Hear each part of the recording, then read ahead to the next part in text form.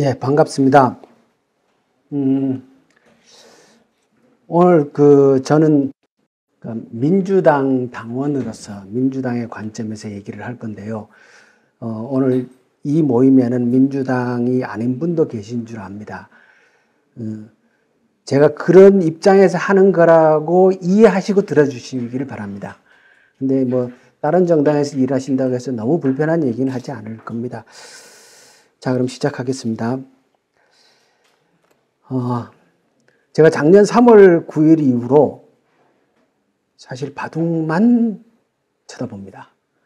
여전히 흑백의 세상에 살고 있는 셈이고요.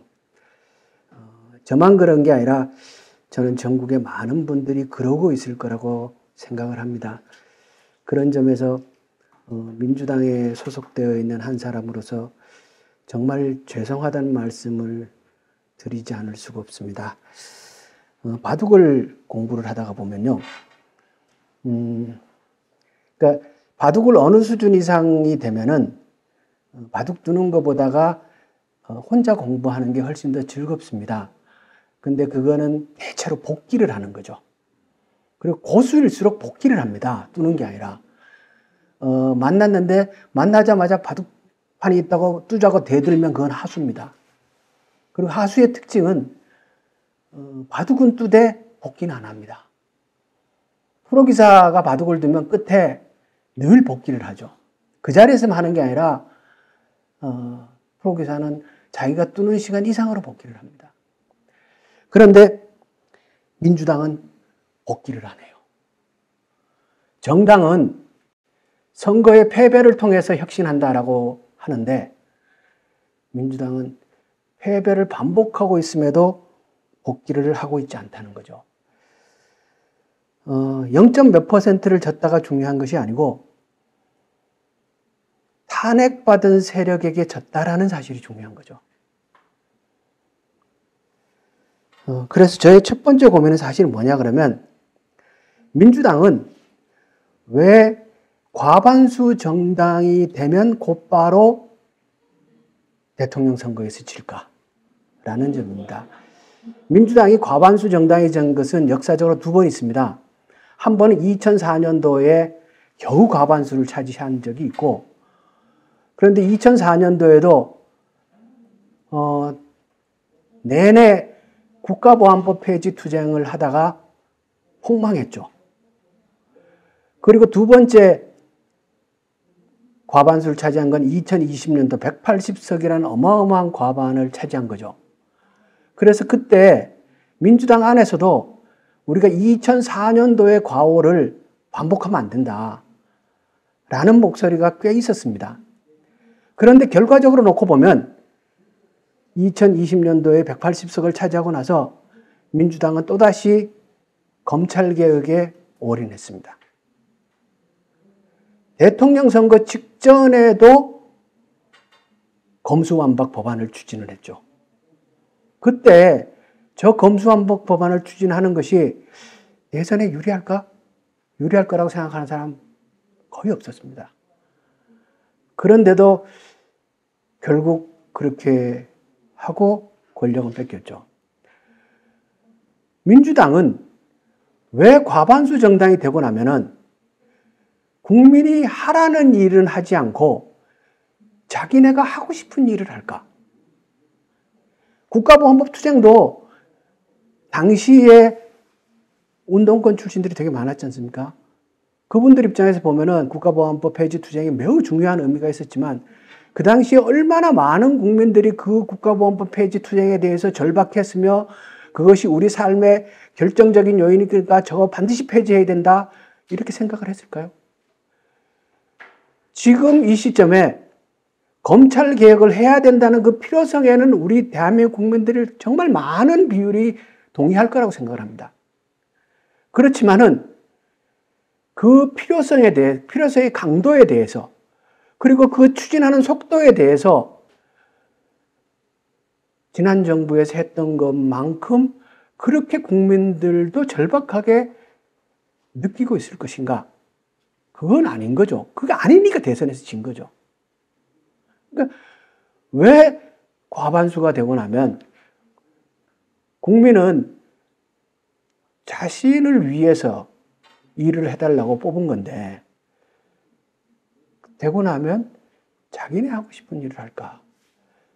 결국 이거는 우리 민주당이 갖고 있는 DNA 문제이고 이 부분에 대해서 우리는 심각하게 되돌아봐야 된다.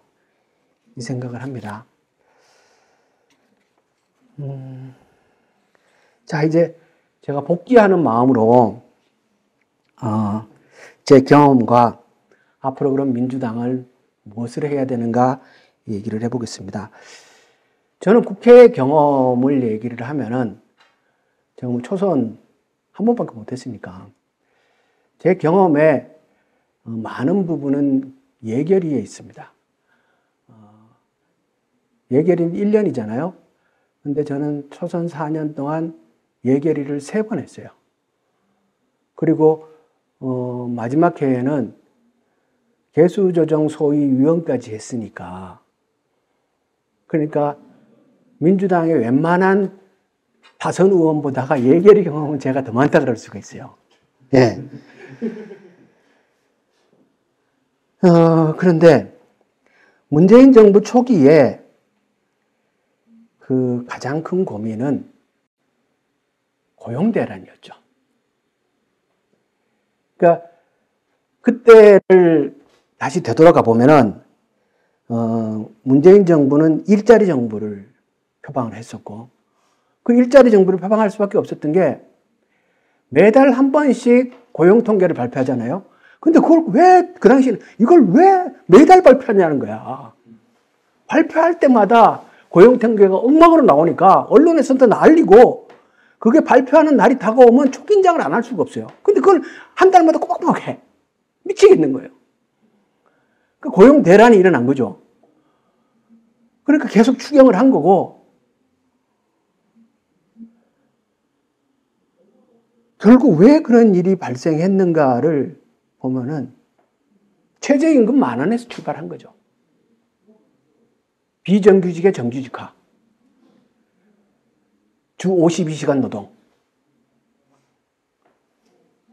이 세 가지를 가만 놓고 보면 모두가 다 해야 할 일인 건 맞아요. 노동시간 줄이고 급여 올리고 당연히 해야 할 일 맞죠.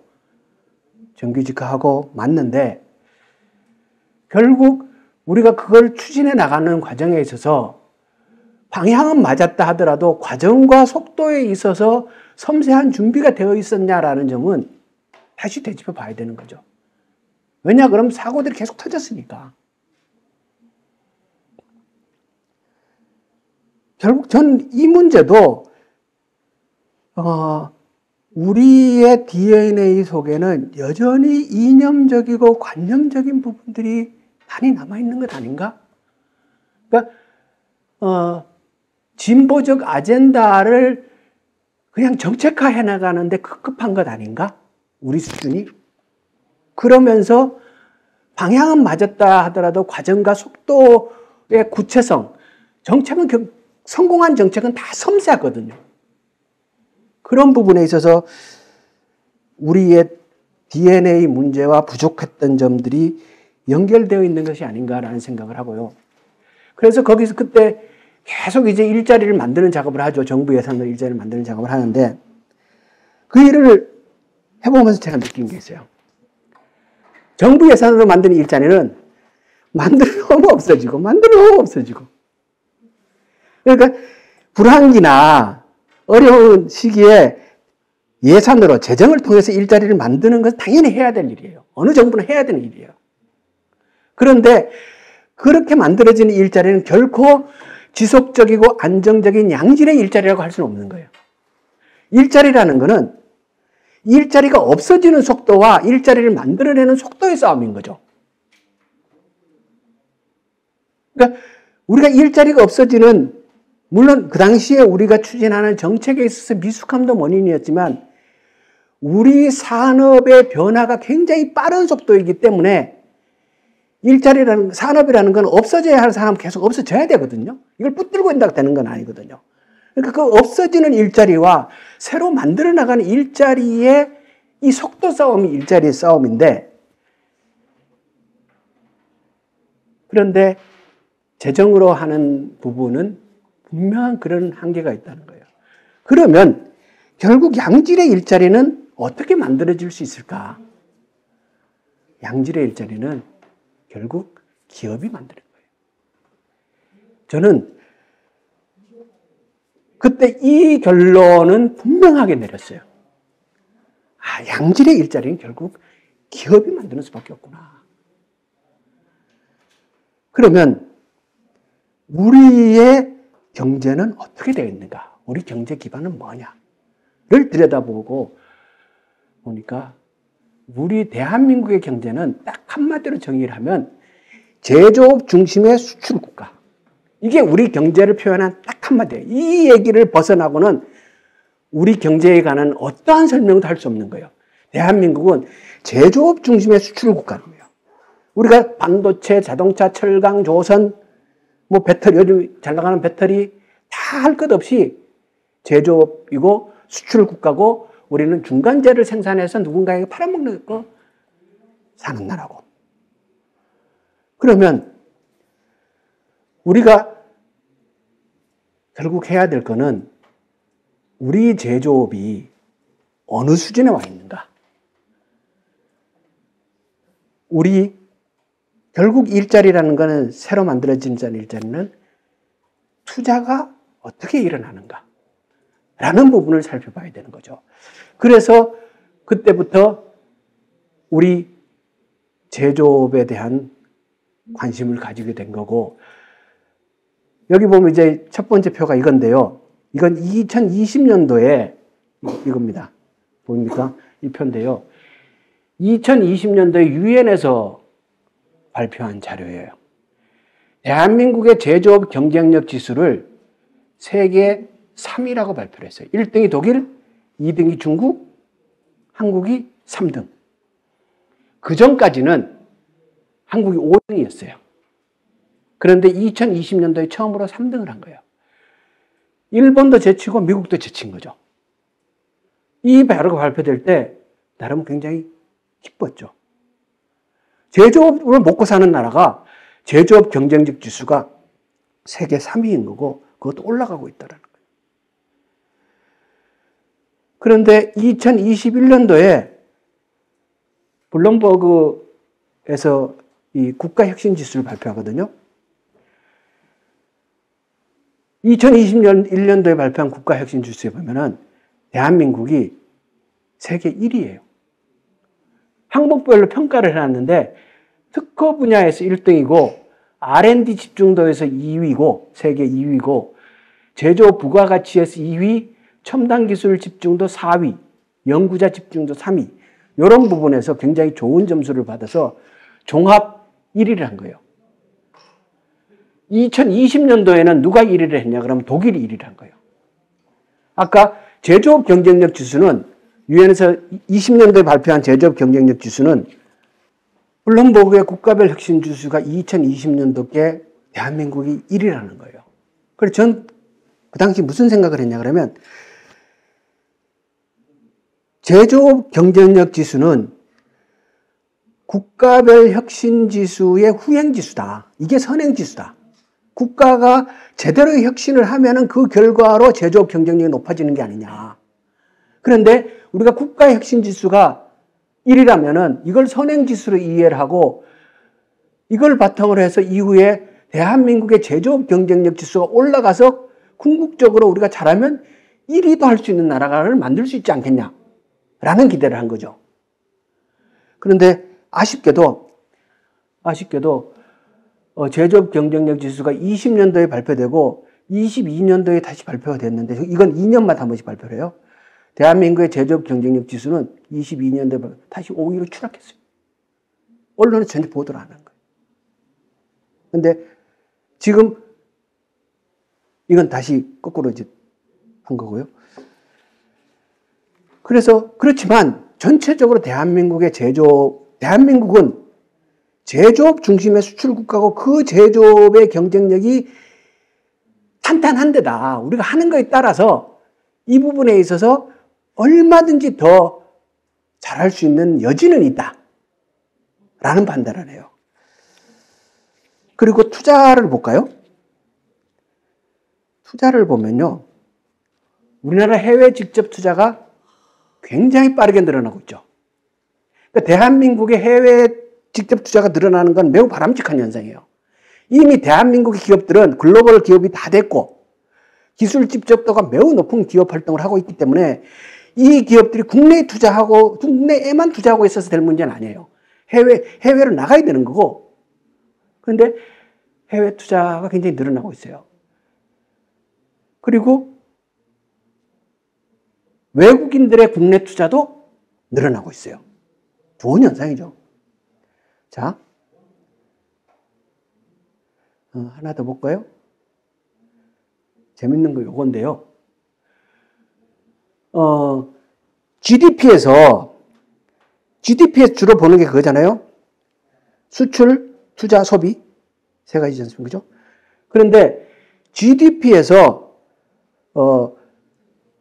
투자가 차지하는 비중을 OECD 구분을 해보면 대한민국 1등이에요.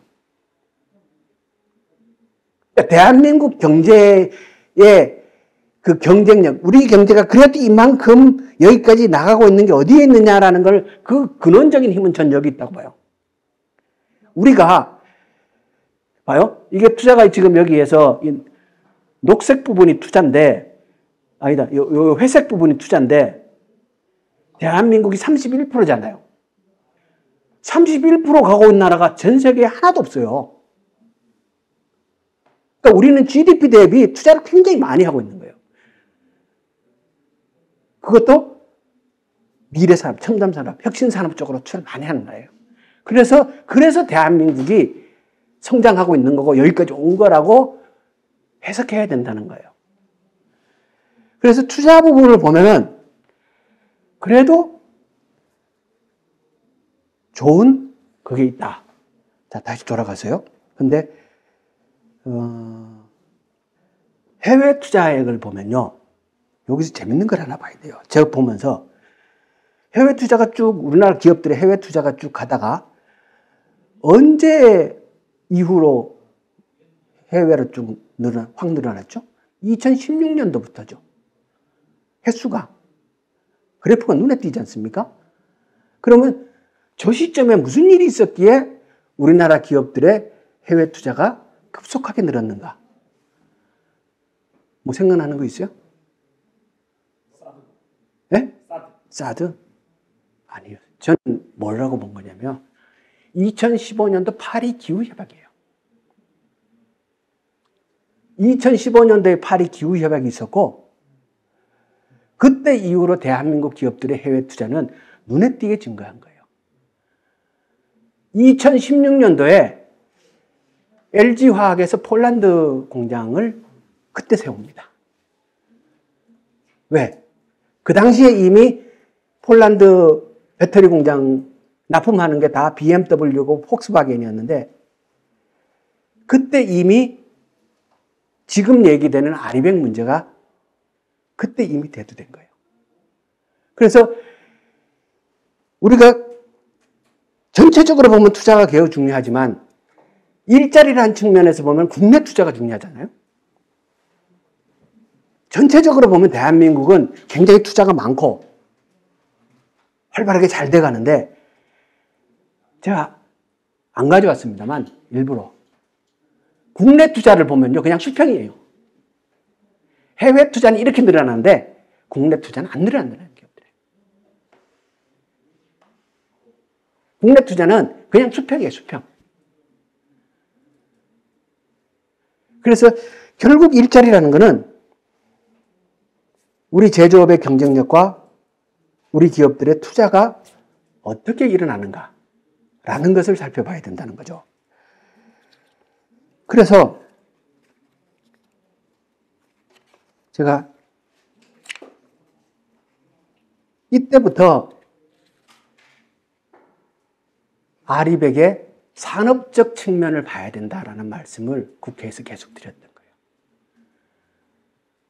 이거 환경 문제는 환경적 측면에서 접근해서 될 일이 아니고 대한민국의 성격상 대한민국이 가지고 있는 제조업 중심 국가라는 특징과 우리가 먹고 사는 건 다 산업 분야이기 때문에 아리백의 산업적 측면에서의 이해가 되어야 기업의 투자 활동과 이해 활동을 볼 수 있다라고 생각을 한 거고요. 그래서 자, 하나 더 볼까요? 단적인 예로 이 표를 보면요. 지금 원전 얘기 하지 않습니까? 이게 뭐냐면 2020년도 세계 발전원별 투자 금액을 비교해 놓은 거예요. 글로벌 차원에서. 네, 글로벌 차원에서 그러니까 발전원별 투자를 얼마나 하느냐 본 거예요. 그 해에 저 맨 끝에가 원전이거든요. 그러니까 35빌리언 달러니까 그냥 35조로 이해하면 돼요. 실제는 그보다 금액이 크지만 35조를 원전에 투자할 때 재생에너지에 투자한 돈이 280조인 거예요. 그러니까 우리 경제는 저렇게 딱 보면 장사하는 사람이라면 내가 어디 가서 놀아야 하는가? 답이 딱 나오는 거 그냥. 우리는 지구를 살리자 이게 중요한 게 아니고 우리 경제의 특징, 우리가 뭘 먹고 살 수 있는가를 딱 보면 원전 가면 안 되는 거예요. 이 시장 가야 되는 거예요. 이 표를 딱 보면 원전 시장은요. 후쿠시마 사태 이후로 지속적으로 쭈그러 들어갔고 지금은 겨우 명맥을 유지하고 있는 거거든요. 이 시장은 커지지 않아요. 커지지 않기 때문에 우리가 먹을 게 없는 거예요. 규모 자체도 작을 뿐만 아니라 저기에서 헤게모니를 이미 기득권을 장악하고 있는 거는 자유진영 쪽으로 보면 미국이지 않습니까? 미국의 그 회사들도 먹어야 되죠. 우리한테 돌아올 게 없다는 거예요. 그렇기 때문에 당장 저렇기 때문에 지난번에 폴란드 가서 우리가 뭐 한다고 했잖아요.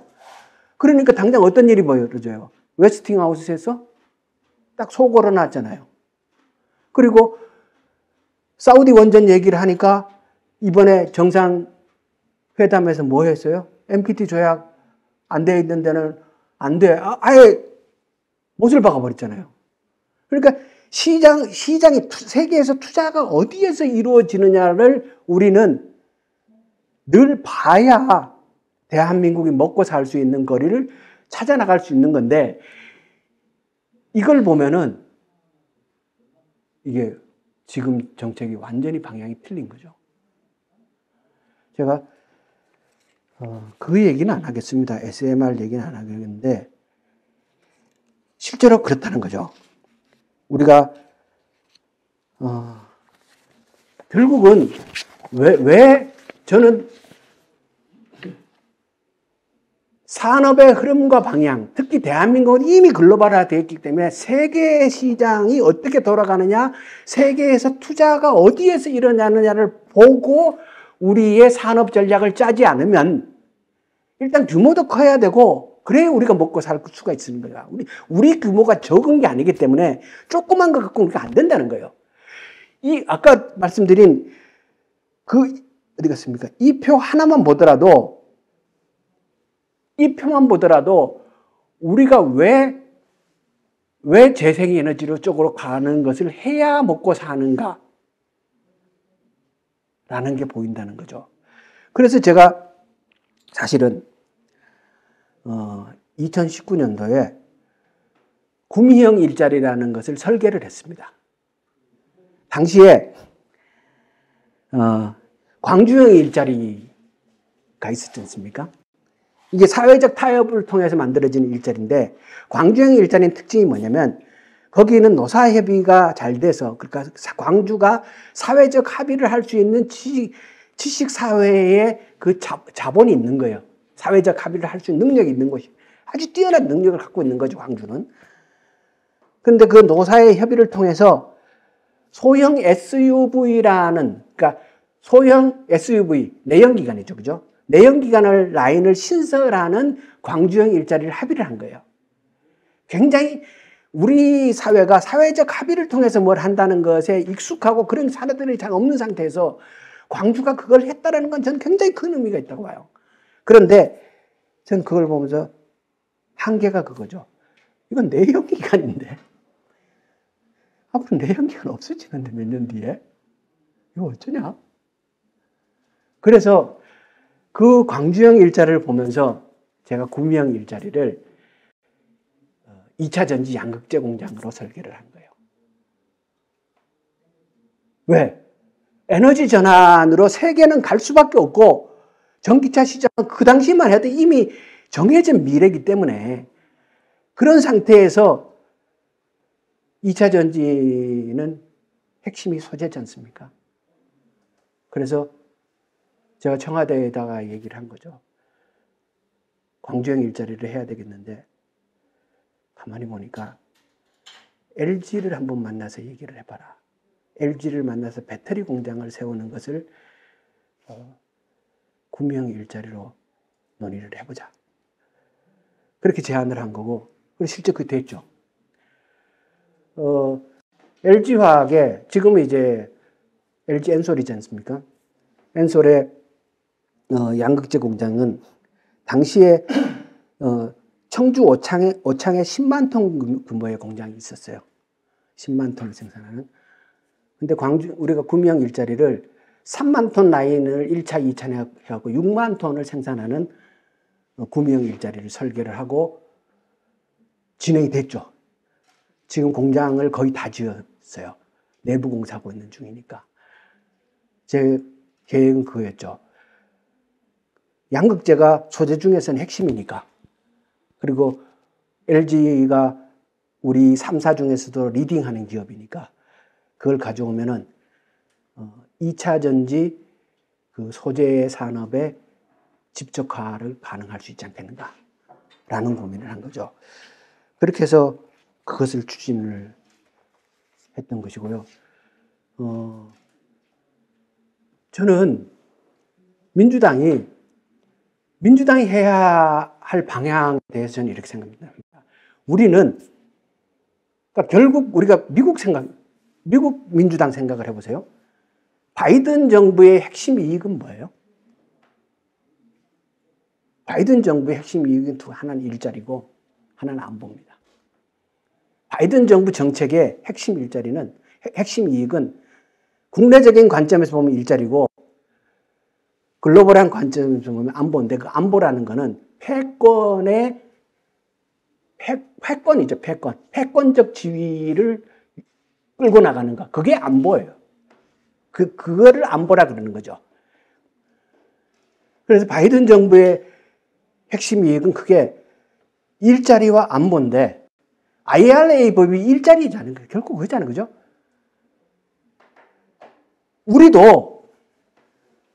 우리 민주당이 그렇게 가야 된다는 거죠.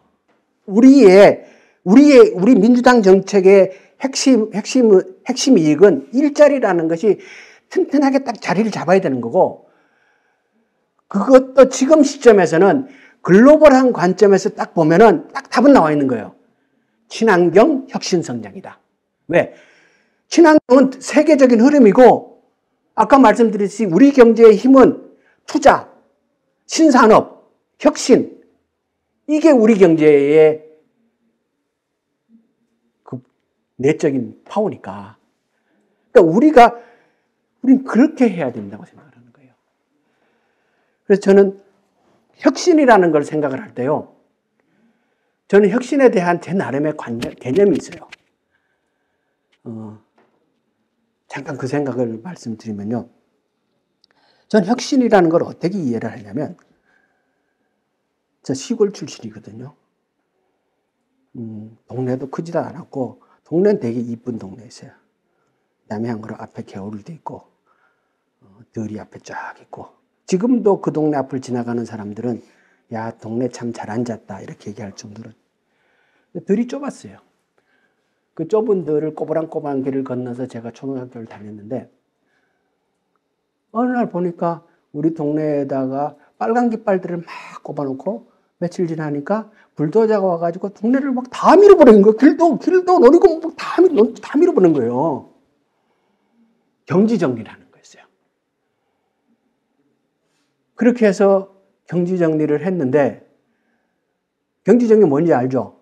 꼬부랑놈, 꼬불꼬불 막 길도 막 옛날 그런 그 영화에나 나올 법한 그 꼬부랑놈들을 싹 밀어갖고 우리가 지금 보는 네모 반듯반듯한 놈, 길 쫙쫙 나 있고 놈도 네모 반듯반듯한 그런 놈으로 만드는 거예요. 블록 탁탁 해서. 그거를 그때 한 거예요. 제가 일찍 서울로 유학을 와가지고, 전 서울로 공부를 하러 왔고, 몇 년 뒤에 집에를 가봤더니, 당장 우리 집이. 초등학교 때 유학을 가시면 중학교 때 가신 거예요? 전 초등학교 때. 네? 초등학교 때. 네. 제가 아주 일찍 와서, 당장 우리 집이 과수원을 갖고 있는 거예요. 밭에다가 사과나무를 심은 거예요. 경지정리한 이후에. 경지정리하고 하면서 몇 년 지난 뒤에. 네. 그리고 또 몇 년 지나서 보니까 우리 동네 웬만한 집들은 다 과수원을 갖고 있는 거예요. 그러니까 논농사를 하는 것과 과수원을 갖고 있는 거니까 상당히 다른 문제거든요. 그러니까 논은 당년의 이익을 나오는 거지만 과수원은 나무를 심어서 키워야 되니까 이게 6년, 7년까지 소득이 안 나오는 거예요, 과수원은. 근데 그 과수를 심을 수 있었다는 거는 집에, 어려운 말로 자본의 축적이 이루어지고 있다는 거예요, 집에. 이게 어떻게, 마을 전체가. 그러니까 이게, 가만히 생각을 해본 거예요. 이게 신기한 거예요. 초등학교 때 이미 그거 생각하셨군요. 그러니까, 그런 생각을 그 당시에는 일부 했고, 그 다음에 또 좀 정리하지 않았겠어요? 경지 정리를 하기 전에는 지게를 쥐고 걸음을 냈어요. 걸음을 내봐야 얼마나 내겠어요, 그죠? 걸음 내는 시간이 훨씬 오래 걸렸겠죠. 내는 양에 비해서. 경지 정리가 안 되고 논이 높고 낮고 막 이러니까 제 기억에 가물면 우리 어머니, 아버지랑 나가서 맨날 물 펐어요, 이렇게. 옛날에 물 푸는 거는 어른들이 둘이 마주보고 해가지고 큰 이렇게 바가지 같은 걸로 이렇게 물 퍼올려서 너네 물을 푸거든요. 그렇게 해서 손으로 퍼올리려니까 밤새도록 퍼야 될 거 아니에요. 그러니까 새벽에 들어오시는 거예요. 그렇게 해서 농사를 짓던 마을이 경지 정리를 시작하니까 경운기가 들어가는 거예요, 일단은. 논에 경운기가 들어가요. 그 다음에 물을 수문만 열면 땅이 평평하게 다 돼 있으니까 물이 수문만 열면 싹 들어가는 거예요. 그러니까 똑같은 경지 정리라면 땅 평수는 줄어요. 길이 넓어지고 이기 때문에. 오히려 논의 절대 면적은 줄어들었음에도 불구하고 생산성의 향상이 어마어마해지는 거죠. 비교가 안 되게. 그렇게 되니까 일단 유휴노동력이 생기고, 그렇게 해서 이게 자본의 집적이 이루어지니까 마을이 과수농사로 눈을 돌리는 거예요. 그래서 몇 년 뒤에 우리 마을이 우리 동네에서, 우리 면에서 가장 부자 동네가 돼 있더라고요. 그거를 보면서 저는, 야, 이거 정말 어마어마한 변화다. 이런 생각을 했거든요.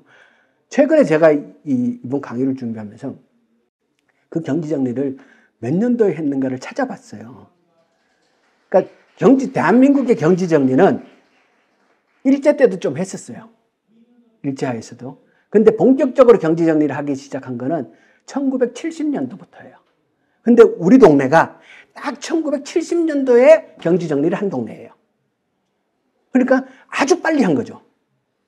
그러니까 가장 부자가 먼저 되는 거 맞고.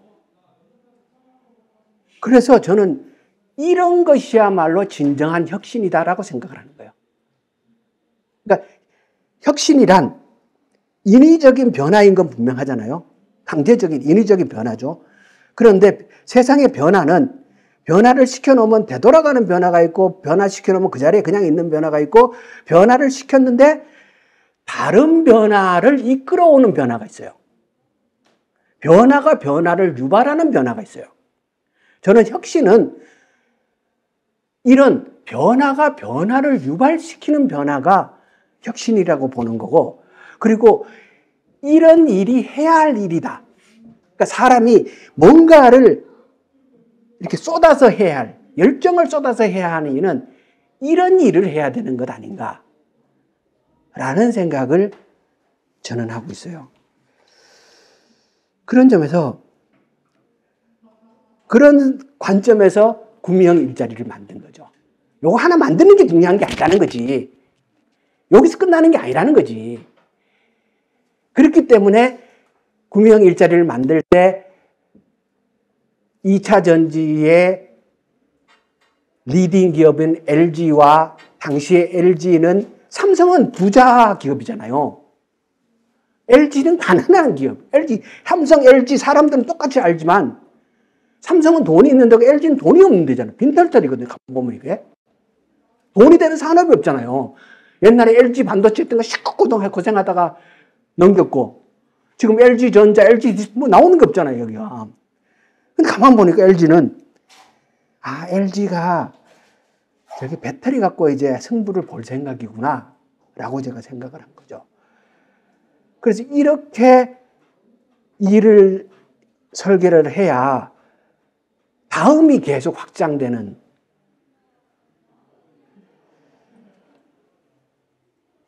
우리 민주당이 저는 이런 점에 있어서, 이거 제가 제 얘기를 들었습니다만, 이런 점에서 강해져야 된다. 관심을 가지고 그런 생각을 하는 거고요. 제가 구미에서, 구미는요, 사람들이 잘 모르는데, 구미는 전자도시라고 알고 있잖아요. 구미는 방위산업 도시예요. 구미는. 대한민국의 방위산업 도시는 3개 있어요. 하나는 대전. 대전은 뭘 담당하냐면 방위산업에서 헤드를 담당해요. 헤드. 전략. 그런 것을 하는 건 다 대전에 있어요. 그 다음에 또 하나 방위산업 도시는 창원이에요. 거기는 기계를 하는데요. 무기와 관련된 기계 부분을 하는 데는 창원이에요. 구미는 뭘 하냐? 유도, 병기, 전자와 관련된. 구미에 있는 몇 개의 기업이 없으면 대한민국은 전쟁을 못해요. 왜? 요즘은 다 유도니까. 무기가 이제는 다 유도기능 다 들어가잖아요. 그래서 그 당시에 제가 예결위에 있으면서 뭘 했냐 그러면, 우리 그 무전기 있잖아요. 우리는 휴대폰 쓰면서 이 무전기가 당연히 음성과 정보를 동시에 송수신하죠. 근데 군사용은 아직 이게 안 돼요. 웃기죠? 이미 기술은 다 돼 있는데 군사용이 안 되거든요. 근데 거기에 있는 굉장히 유명한, 얘기하면 다 아는 회사일 텐데 거기서 이걸 하겠다는 거예요. 그래서 관련 기업 20개 정도를 컨소시엄으로 해서 이 사업, 이 프로젝트를 하는 예산서를 갖고 온 거예요. 전 얘기를 해보고 제가 개수조정위원회 하고 있을 테니까 큰 돈이 들어간 거예요. 하자. 이렇게 해서 그것을 성공을 시키면 그 컨소시엄에 참여한 업체들이 먹고 사는 일자리를 만들어지죠. 새로운 산업이 만들어지는 거죠. 그렇게 보면요, 우리가 해야 할 일은 굉장히 많아요.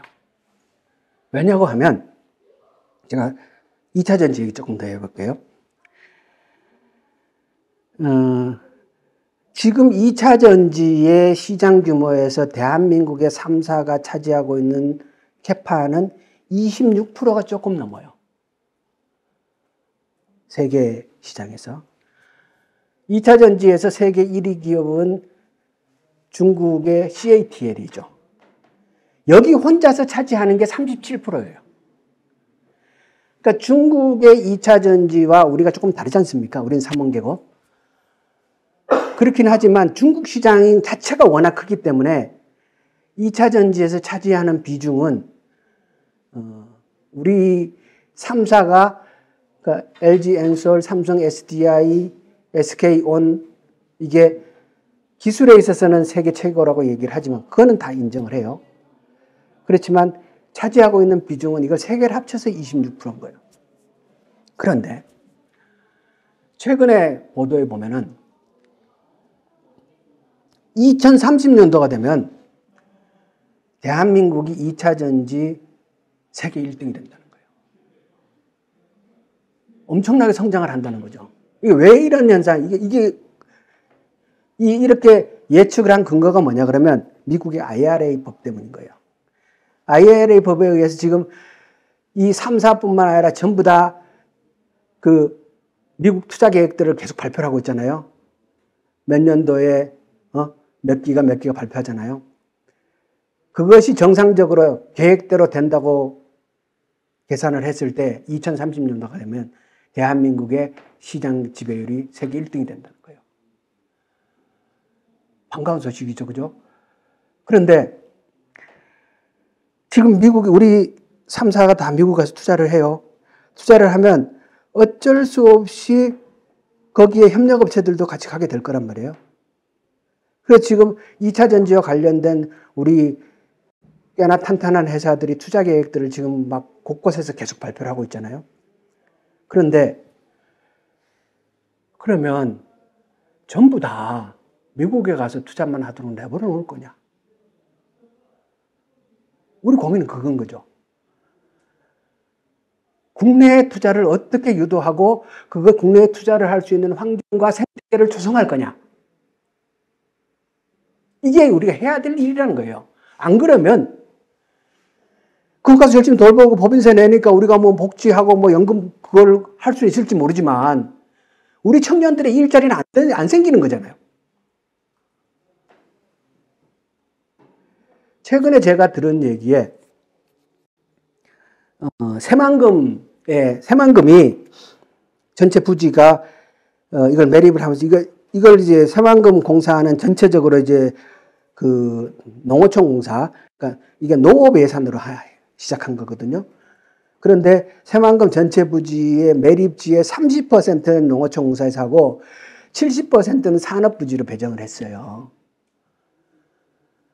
그런데 지금 현재 30%는 매립이 끝났고 아직 70%는 일부만 매립된 거거든요. 매립 안 된 데가 훨씬 더 많아요.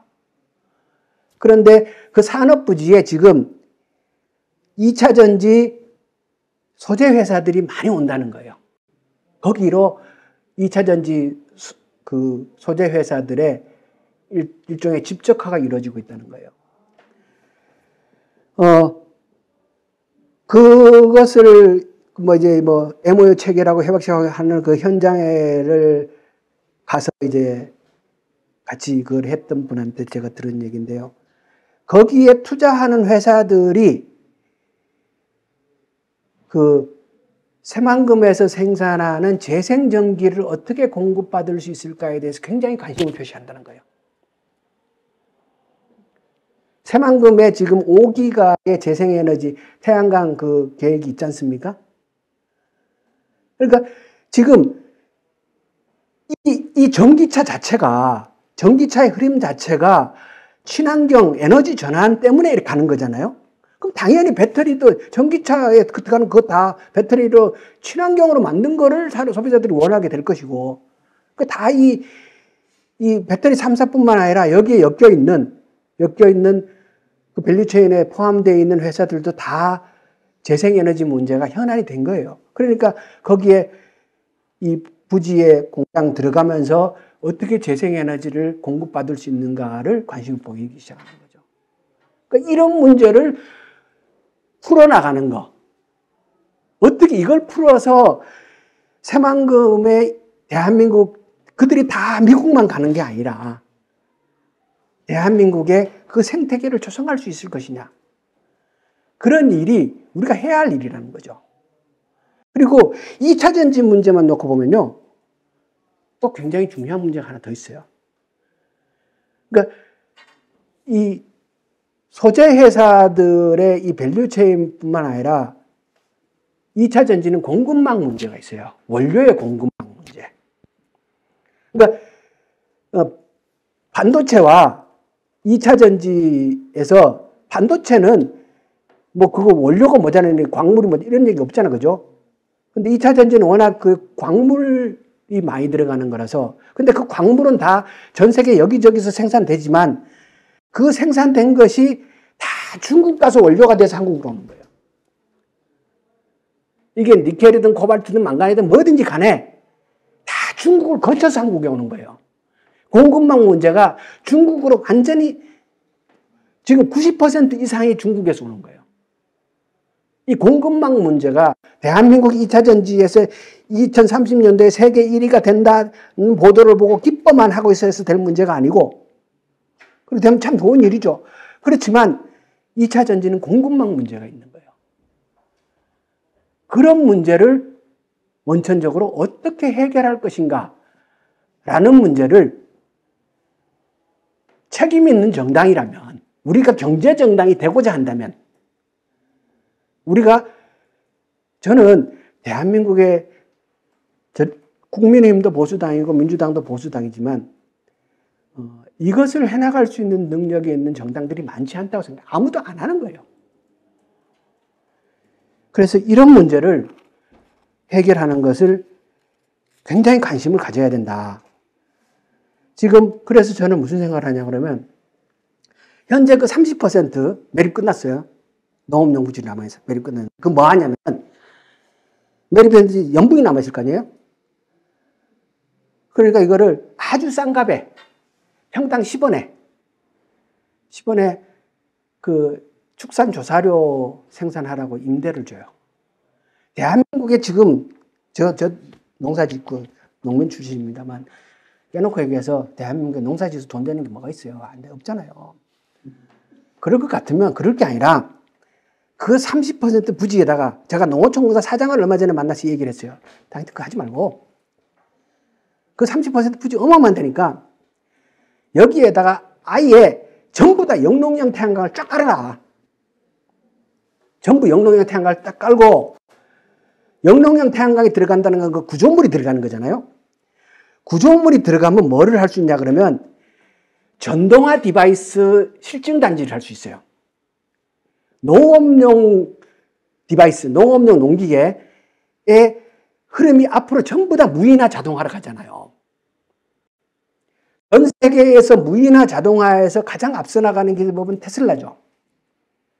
그런데 사람들은 잘 모르지만 테슬라 못지않게 거기에 앞장서 나가는 데가 어디냐면 디어예요, 디어.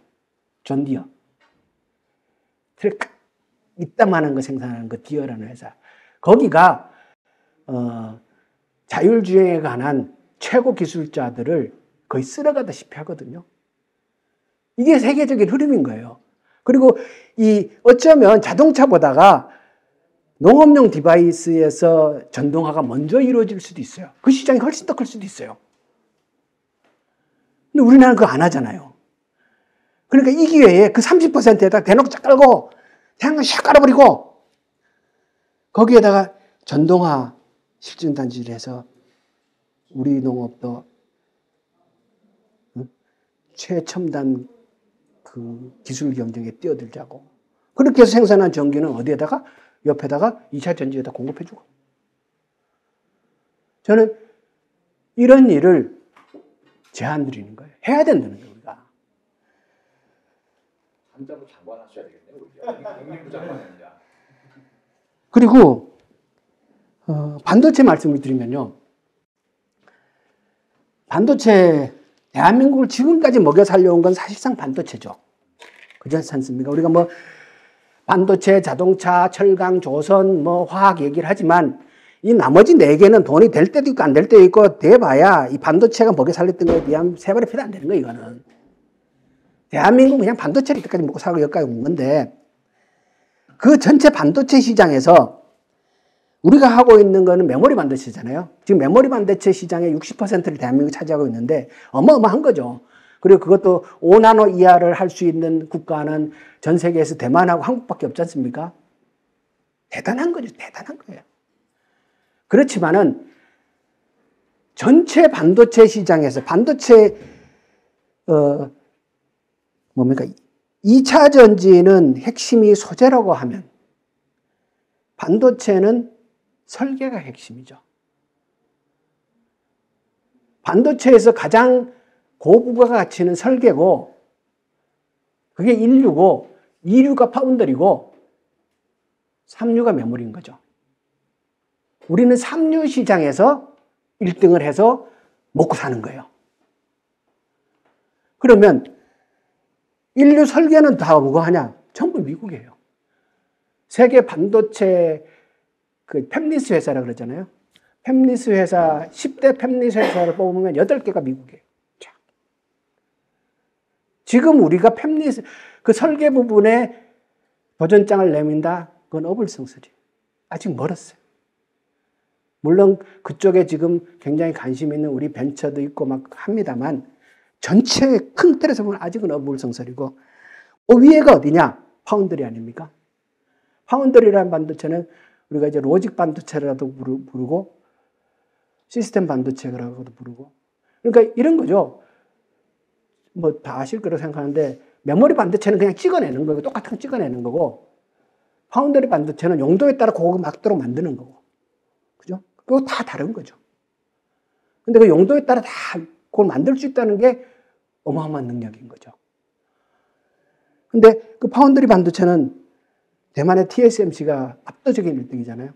파운드리 반도체라는 개념 자체를 TSMC 그 회사에서 만든 그 창립자가 만든 거고 미국의 사회에서 서로 주고받으면서 하는 건데 시장으로 보면은 메모리 반도체 시장하고 파운드리 반도체 시장을 놓고 보면 파운드리 반도체 시장이 배 이상으로 더 크죠.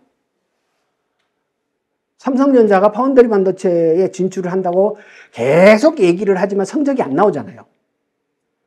지금 성적이 안 나오거든요. 그런데 저는 우리가 뭐 메모리는 먼저 해서 1등 했나? 아니잖아요. 그러니까 우리가 어떻게 하기에 따라서 우리도 파운드리 반도체에서 TSMC와 경쟁할 수 있는 날이 올 수도 있다. 그걸 오도록 하는 게 정치가 해야 될 일이다. 그걸 오도록 만드는 게 우리가 미래 세대를 위해서 복무하는 길이다. 이렇게 생각하거든요. 그러면 이게 이제 혹자에 따라서는 지금의 양안 문제. 지금 전 세계적으로 가장 첨예한 문제가 양안 문제잖아요. 그 양안 문제가 어쩌면 우리 삼성전자에게 기회를 줄지도 모른다. 라는 얘기도 하죠. 그런데 그렇게 오는 기회만 기다릴 것이 아니라 우리가 반드시 해야 될 일이 있어요. 뭐냐 그러면 반도체 얘기를 하면은 자꾸 정부에서 반도체 학과 얘기하는데 아니라는 거예요. 반도체 학과는 끝단이에요, 끝단. 우리가 해야 될 거는 수학 물리학이에요. 수학 물리학이고 여기 더 보태자 그러면 화학 재료공학. 근데 지금 우리 학생들이 여기를 안 가잖아요.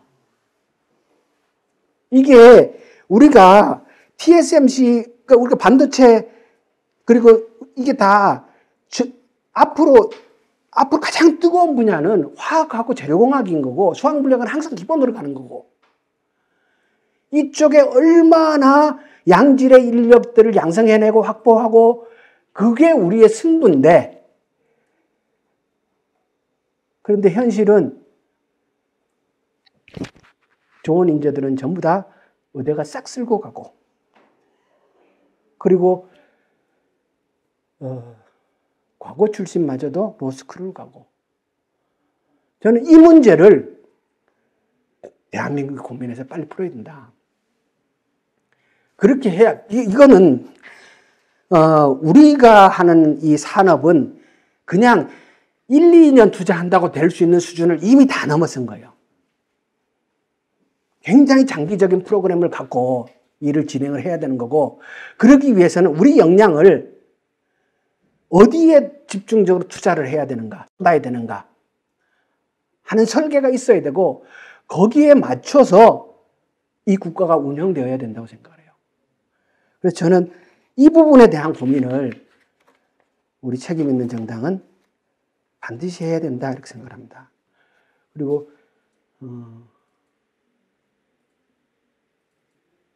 어쩌면 기회가 올 수도 있지만 지금 수출적으로 굉장히 어렵잖아요. 22년도에 아까 제조업 경쟁력 지수가 2단계나 하락했다라는 것도 굉장히 안타까운 소식이고, 우리한테 굉장히 커다란 위기는 지금 바로 코앞에 와 있다라고 생각을 합니다. 뭐냐면 우리가 겪은 가장 큰 위기는 IMF잖아요.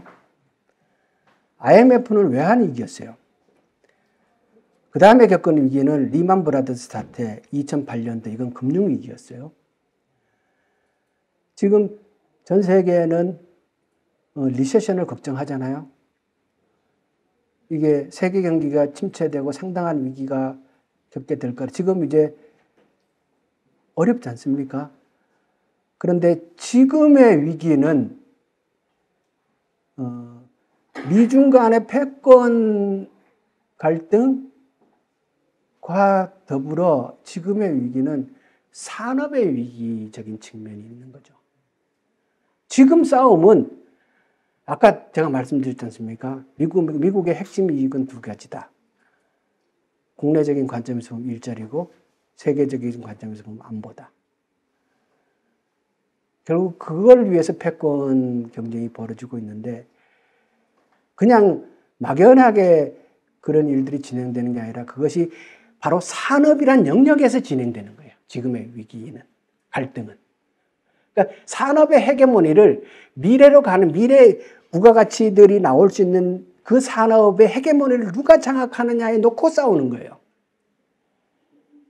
이게 이번 위기의 본질이라고 생각을 하는데 만약에 여기에서 우리가 잘못 대처해서 기회를 놓치거나 역할을 못한다면 우리는 아까 말씀드린 우리는 제조업 중심의 수출국가이기 때문에 잘못하면 쭉 박차할 수 있는 상황이 올 수 있다는 거예요. 지금 산업의 변화 속도는 굉장히 빠르지 않습니까? 그렇기 때문에 이번 위기, 이 상황을 잘 이해하고 대처해야 되는 거 아닌가라는 말씀을 드리고 싶고요. 정말로 우리 민주당이 고민해야 될 것은 저는 산업에 대한 이해가 높아야 된다. 민주당 자체가. 산업 전략을 분명히 가져야 된다. 그렇게 돼야 경제정당이 되는 거지. 그 말씀을 드리고 싶고요. 근데 경제학을 안다고 산업을 아는 건 아니더라고요. 제가 이렇게 얘기해야 될지 모르겠는데 한번 재미난 경험이 있었어요. 우리 당 의원 출신이고 경제학 교수예요. 일자리 문제를 얘기를 하면서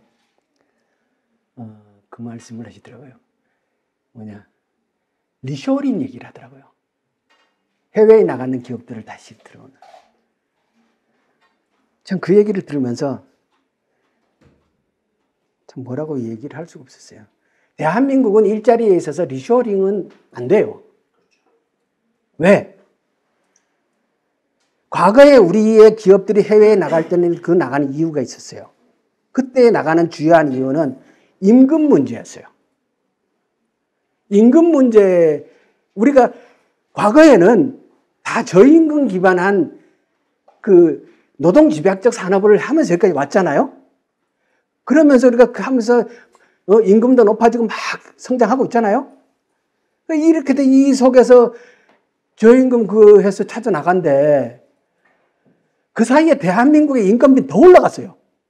지금 대한민국의 인건비는 일본보다 더 우리가 비싸요. 일본 인건비도 우리보다 더 비싸요. 그런데 지금 리쇼링 하면 그때 저임금 찾아 나갔던 기업이 어떻게 들어오냐는 거예요. 우리는 어떻게 해야 되냐면 우리의 아까 말한 산업의 변화에서 우리가 압축 성장했듯이 우리의 산업도 빠른 속도로 바뀌어 나가는 거예요. 내보내야 할 기업들은 빨리빨리 내보내고 끊임없이 내부에 새로운 신산업의 영역을 만들어서 상처가 나면은 그때 거는 자꾸 뜯어서 나가고 새살이 돋아서 그 상처를 메우듯이 우리는 끊임없이 아까 말했던 투자와 R&D와 혁신과 그러면서 그것으로 채워나가야 되는 거지. 옛날에 같은 리쇼링, 택도 없는 소리. 그럼 이제 제가 완전히 기업 중심의 사고를 하는 사람이 돼버렸잖아요. 그죠? 네? 기업 중심 사고를 하는 사람이 돼버렸는데, 그러면 이제 낙수효과에 대해서 한번 생각을 해보자는 거예요. 기업을 얘기를, 기업에 대한 지원책을 펴야 된다라고 얘기할 때 의문을 제기한 게 낙수효과잖아요. 낙수효과가 있느냐? 이거잖아요. 없다, 있다. 저의 결론은 그걸 따지는 것이 무의미한 시대가 되었다라는 게 저의 생각이에요. 자, 2차 전지만 딱 예를 놓고 보자고요. 지금 올 상반기에 대한민국 증시는 2차 전지의 소재 회사들의 대폭발이었죠. 이게 IRA와 관련이 있고, 우리가 가지고 있는 2차 전지 소재 회사의 강점은 주로 양극재 공장이었어요. 근데 이번에 폭발한 건 양극재만 아니라 양극재, 음극재, 전해질, 분리막, 그리고 또 뭐 이거 패킹하는 데 들어가는 여러 가지 등등 뭐 관리 다 폭발했잖아요. 근데 IRA 법이 어쩌면 지금까지는 양극재만 강점을 갖고 있었는데 이제는 음극재, 분리막, 전해질까지도 함께 가는 그런 시장이 열릴 가능성이 있다라고 본 거고, 그래서 시장이 폭발한 거라고 보거든요. 그런데 제가 그래서 우리 2차 전지 회사들에 한번 들어가 봤어요. 자, 이거거든요. 그냥 무작위로 들어가 봤어요. 이 2차 전지 회사들의 수출 비중 한번 보세요. 수출 비중. 89, 90. 97. 와, 99점. 이거는 에코프로이라는 잠깐만 줄 아는가요? 아니, 이게 그냥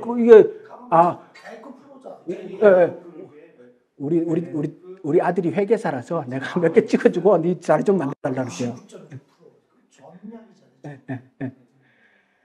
그러니까 우리 2차 전지 그냥 대표적인 거 그냥 몇 개를 그냥 무작위로 찍은 거예요. 내가 골라온 게 아니고. 저렇게 수출 비중이 높은 이유. 왜냐 그러면 옛날에 우리 산업을 내가 구미에 있으면서요. 구미에는 3차 밴드, 4차 밴드들이 많아요. 이 3차 밴드, 4차 밴드들의 오너가 다 누구냐 그러면 그 LG나 삼성이나 큰 회사에 근무하다가 그 회사에서 뭐 하나 들고 나와서 뭐 만들어서 납품하는 거예요. 이게 3차 밴드 거의 다 그래요. 그러니까 이 사람들은 당연히 이 모 회사에 묶여 있을 수밖에 없죠. 그가 가지고 있는 독자적인 네트워크도 없고, 그가 연구 개발할 능력도 없고, 거기가 끊어지면 당연히 끝나는 거죠. 그러니까 이거는 완전히 상호관계인 거죠, 사실상. 그런데 2차 전지 소재 부품 회사는 그게 아니죠. 2차 전지 시장 자체가 전 세계에서 대한민국이 지금 리드를 하고 있단 말이에요. 그럼 리드하게 되는 과정에서 이것이 꽃이 피기 전에 이미 협력업체 관계로 쭉 해왔던 거예요. 안 그랬으면 불가능했던 거죠. 묶여있는 게 아니에요. 그러니까 외국에서 배터리를 하겠다고 하면은 거기서도 소재 회사들하고 뭔가를 터야 될 거 아니에요? 대한민국에밖에 없는 거예요. 왜? 이 시장을 대한민국이 여는데 기한 측면이 크기 때문에, 우리가 리딩을 하고 있기 때문에. 그러니까, 네. 그러니까 당연히 이 기업들의 매출처가 국내로 한정되어 있지 않은 거예요. 당연히 저기에서는 우리 3사들의 해외 공장에 납품한 것도 포함되어 있을 거라고 생각을 해요. 저런 그 매출 구조를 가지고 있으면 종속적인 관계가 될 리가 없죠. 그리고 더 나아가서 제가 LNF라는 공장을 가봤어요, 직접. 옛날에. 가봤는데, 이 양극재 공장이거든요. 완전히 장치 산업이에요. 내가 만날 수 있는 사람은 공장의 운영자 내지 관리자뿐이에요. 그리고 그 회사는 그 연구소를 별도로 따로 갖고 있어요. 굉장히 큰 규모로.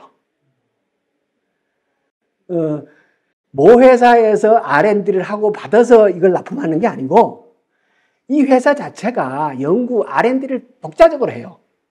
연구소, 그러니까 다 해요. 제가 포스코 케미칼도 가봤거든요. 거기도 연구소가 따로, R&D를 따로 해야 돼. 이게 소재 회사라고 해가지고 3사에 뭐 받아갖고 이게 아니에요. 이런 상황이니까, 그러니까 이미 우리 이게 첨단화되어 있으니까 어느 하나 모기업이 내가 다 연구하고 개발할게, 이게 불가능한 거예요. 밸류 체인으로 엮여가지고 각자가 자기 역할을 하면서 성장하지 않으면 거기까지 갈 수 없는 구조가 이미 되어 있는 거예요. 내가 연구소 다 따로 있어. 내 매출처 다 따로 있어. 이거는 낙수 효과, 낙수라는 거는 상하 개념이 있을 때 성립하는 말이지, 현재 2차 전지에 있어서 3사와 소재 회사는 밸류 체인이라는 개념이 훨씬 더 정확하다고 저는 이해를 하는 거예요. 체인에 있어서 이 고리는 여기에 상하 개념이 어디 있어요? 서로 묶여서 함께 돌아가는 거지. 밸류 체인이라고 이해하는 게 훨씬 더 정확하다. 그래서 이익률이 이게 낮은 게 아니에요. 제조업으로. 이게 10%는 내면 벤처잖아요. 그래서 다 보면 이익률이 탄탄한 거예요. 예. 네. 그래서, 결국 우리가 생각을 해봅시다. 경제를 키운다라는 거는 결국 국민의 이익을 증진하기 위해서 키우는 건데, 우리가 그 이익을 평등하게 국민들에게 그거는 옳지도 않고 바람직하지 안 되는 거죠. 그죠? 그럼 우리가 하는 건 뭐냐? 중산층을 돕게잖아요. 우리가 하는 현실적인 바람직한 궁극적인 목표는 이 대한민국의 중산층을 주택해. 이거란 말이에요. 근데 그 중산층을 주택해 하는 거는 바로 이러한 부품 소재 회사와 같은 중견 기업들을 탄탄하게 키워내는, 그게 이 중산층을 두텁게 하는 핵심이잖아요. 근데 이걸 가만 보면 보이지 않아요? 우리가 뭘 해야 될지를? 이게 두 개 회사 매출을 보면 2022년에 34조, 38조, 네. 40조 가까이 찍고, 밑에가 이제 이게 늘어나는 속도를 보세요. 이 늘어나는 속도를. 기업이 1년에 40조씩 하는 거죠. 네. 위에 두 개는 40조고 밑에가 3조 네. 아니. 네. 3,400억. 네. 3조 3조 8천억, 3천억, 네. 위에 거는 300억. 네. 4조. 네. 그럼 안 되죠. 삼성전자. 전 그런 관점에서 저는 물론 숫자도 중요하지만 우리는 뭐 개념을 봐야 되는 거잖아요. 그죠? 흐름을. 자, 그런 의미에서 저는 수소도 정해진 미래라고 봅니다. 수소도.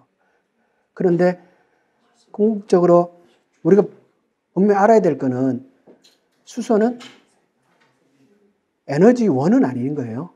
에너지 저장 장치고 이동 수단. 그냥 넘어갈게요. 그런데 이 수소 시대가 오면은 현대의 수소차와 관련된 밸류체인에 포함되어 있는 회사가 150개예요.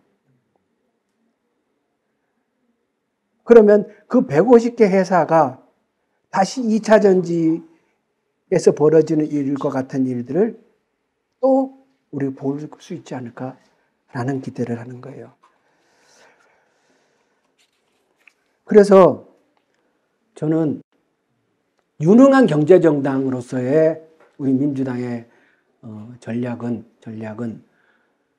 친환경 혁신 성장이어야 하고, 우리의 목표는 제조업 르네상스, 대한민국의 제조업 르네상스라는 목표를 걸고, 더 구체적으로는 우리가 제조업 경쟁력 지수 1위 국가를 만들자. 이런 식으로 아예 나가야 된다는 거예요. 자, 그 다음에 시간이 많이 돼버렸네요. 조금 빨리 할게요. 두 번째 우리가 해야 될 거는 민주당을 자본시장 친화적 정당으로 만들어야 된다는 거예요. 자, 선진국이 되었다라는 의미는 뭘까요? 한편으로는 산업이 고도화되겠다. 산업이 고도화됐다는 얘기는 절대적으로 일자리의 수가 부족하다. 선진국은 일자리가 넘치는 나라가 아니에요. 선진국은 산업이 고도화됐기 때문에 일자리 수는 부족하다. 왜? 제가 회사를 다녀보면요. 전부 다 자동화되어 있어요.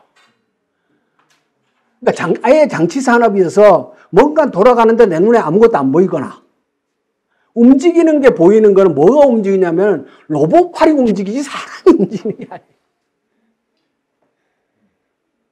대한민국은 이미 산업용 로봇 부분에서 자동화율이 세계 1위예요.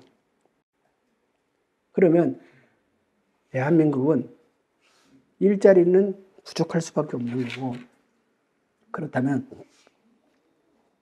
우리는 노동임금으로 살아가던 시대가 지났고 이제는 노동임금 플러스 자본이득을 합쳐서 살아가는 시대로 사회 시스템을 바꿔야 된다. 그러니까 자본소득은 어디서 봅니까? 왜? 아까 기업을 왜 키웠어요? 그 기업들의 국민들도 함께 투자하고 그 이익을 함께 분배하는 구조가 어디를 통해서 되는 거예요? 자본시장을 통해서 되는 거잖아요.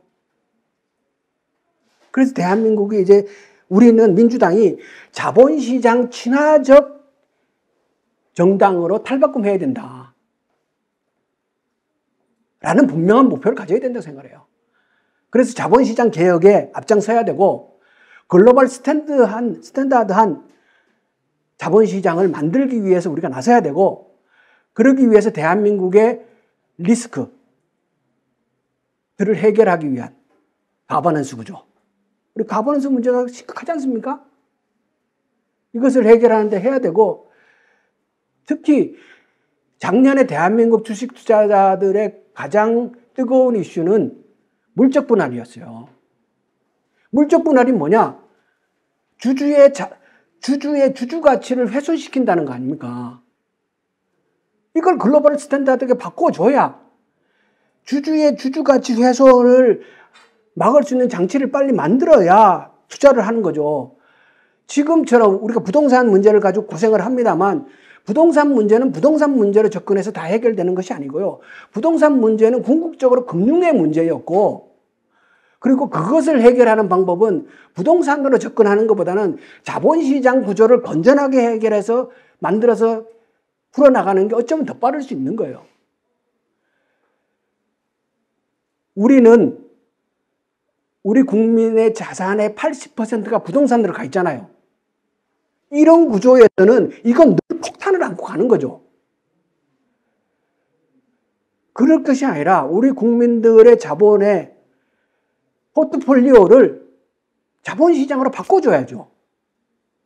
그것을 하기 위한 일들을 민주당이 해야 되고 그런 점에서 저는 꼭 하나 하고 싶은 얘기가 뭐냐면 민주당이 하다 보면 금투법 개정 얘기를 하면서 금융소득 5천만 명 이상 과세 이런 문제를 얘기를 할 때 이 과정에서 과세할 수 있어요. 그리고 글로벌 스탠다드 다 가야 돼요. 그런데 제발 우리가 사고에서 5천만 원 이상 금융소득을 보는 사람이 국민의 몇 %나 되느냐. 그러니까 여기에는 적용해도 돼. 이런 식의 사고는 하면 안 된다는 거예요. 이게 똑같은 사고가 종부세 적용 대상자가 국민의 몇 %가 되느냐. 그게 몇 %가 되느냐가 어떻게 논리적 정당성을 가질 수 있어요? 그리고 주식시장에서 5천만 명 이상의 소득을 보는 사람이 몇 %가 되느냐라는 얘기는 실제로 그 되는 사람이 얼마 안 돼. 5천만 원, 금융소득이 얼마 안 되거든요. 이득보는. 그렇지만 당장 내가 투자하는 돈이 지금 500만 원밖에 안 되고 지금 마이너스인 사람도 내가 이걸 열심히 하는 이유는 나도 나중에 5천만 원 이상을 보려고 하는 거지. 그 꿈이 없으면 누가 해요?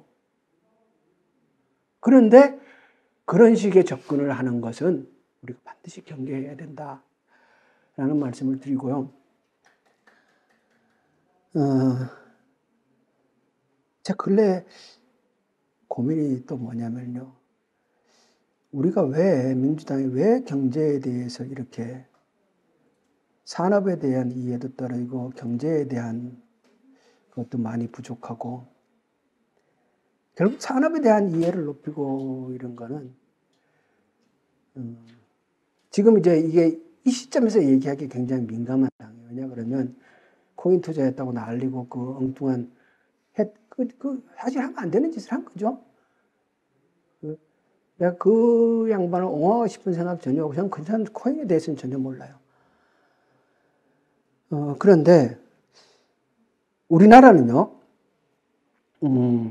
국회의원이 3천만 원 이상의 주식을 보유할 수 없고 보유하게 되면 2개월 이내에 처분하도록 되어 있어요.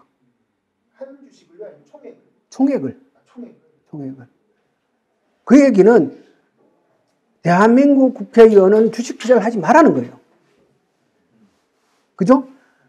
3천만 원 그거 안 되는 거 가지고 그거 넣어놔 봐야 괜히 뭐 신경 쓸 것도 아니고 괜히 뭐 눈치 보고 그거 할 거 안 하는 게 맞지. 근데 우리는 그렇게 돼 있어요. 우리는 3천만 이상 못 하도록 돼 있어요. 제가 미국을 봤어요. 미국은 어떻게 돼 있냐면 의정 활동을 과정에서 얻은 비공개 정보를 통한 주식 거래를 할 수 없도록 해놨어요. 그리고 모든 금융 거래는 신고하도록 해놨어요. 이건 뭐예요? 주식 투자해도 된다는 얘기잖아요. 우리는 원천적으로 할 수 없도록 해놨어요. 근데 미국은 의정 활동을 통해서 얻은 비공개 정보를 가지고 주식 투자를 할 수 없도록 해놓은 거예요. 그걸 이용을 해서. 그렇기 때문에 미국 하원 의장을 하던 낸시 플로시를 주식의 여왕이라고 부르는 거예요. 수익률이 높다고. 수익률이 높다고. 주식의 여왕이라고 부른대요. 김남국 의원님이 10억 가까이 했는데 안 걸린 거는 개별 종목을 해도 상관이 없습니다. 이해 충돌만 안 되면. 우리 법은 그렇게 안 돼 있어요. 예. 거의 난 거 아니에요? 우리나라도 증거 관련성이 없으면 괜찮은데 안철수 의원이나 예전에 2021년에 김남국 의원처럼 신탁하도록 돼 있어요.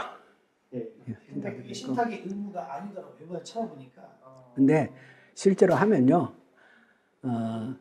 그냥 의원인 상태에서 가지고 있는 것에 대해서 바로 제재가 들어오지 않아요. 제 경험상. 예결위에 들어가면 바로 들어와요. 네. 그래서 의원들은 할 수 없도록 되어 있다고 이해를 해요, 다. 네. 네. 그래서 저는 미국도 지금 제가 이제 물어봤어요. 이분이 궁금해갖고. 그랬더니 미국도 논란이라는 거예요, 이 문제에 대해서.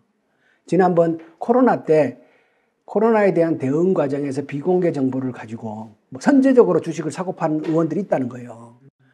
그래서 미국도 주식 거래 금지 법안이 지금 상정돼 있대요. 그런데 그것이 상원까지 통과하기는 어렵지 않겠냐 이렇게 본대요. 그래서 저는 대한민국이 자본시장 친화적 기업으로 가고자 한다면 만약에 내가 삼성전자를 갖고 있는 게 이해충돌하고 무슨 관련이 있어요? 저는 문제가 있다고 생각합니다. 예? 문제가 있다고 생각합니다. 삼성전자를 갖고 있는 게? 삼성전자는 LG 디스플레이는 한 종목을 가지고 있는 거는 그렇게 되면 로비스트가 될 수가 있다는 거죠. 왜냐하면 그냥 ETF를 갖고 있거나 펀드를 가지고 있어서 내가 어떤 위탁을 하거나 위임을 해버렸을 경우에는 좀 상관이 없을 수 있는데 저는 제가 100만 원만 가지고 있어도 상관이 있을 것 같아요. 그렇게 생각하시니까. 근데 미국이랑은 좀 상황이 다르죠. 그러니까 파생 상품이나 이런 것들 완전 다르기 때문에 한국은 지금 제가 이거를 가지고 이 자리에서 논쟁할 건 아닌데 토론을 하자는 생각은 아니고 제가 그런 고민을 하고 있다는 거예요. 이게 우리가 자본시장 친화적 기업으로 가려고 그러면 우리 구조도 자본시장 친화적으로 바꾸고 국민의 의식도 그렇게 가야 되는 거 아니야? 그리고 선진국이 되었단 말이에요. 그러면 결국 우리의 노년은 뭘로 해결해요? 연금과 주식 아닙니까? 어제 제가 고등학교 동창들을 만나서 얘기를 저녁을 같이 먹고 뭐 저를 아껴주는 친구들이니까 이런저런 얘기를 한참 하다가 뭐 국회가 가지고 있는 특권이 뭐고 뭐 이런 얘기 쭉 하다가 연금 얘기가 나왔어요. 연금이 한 푼도 없잖아요. 지금 국회의원은 연금이 한 푼도 없어요. 근데 우리 국민들이 연금이 한 푼도 없다는 걸 아는 사람이 없어요. 네, 다 연금 받는 줄 알아요. 뭐 석 달만 해도 받는다 이렇게 생각해요.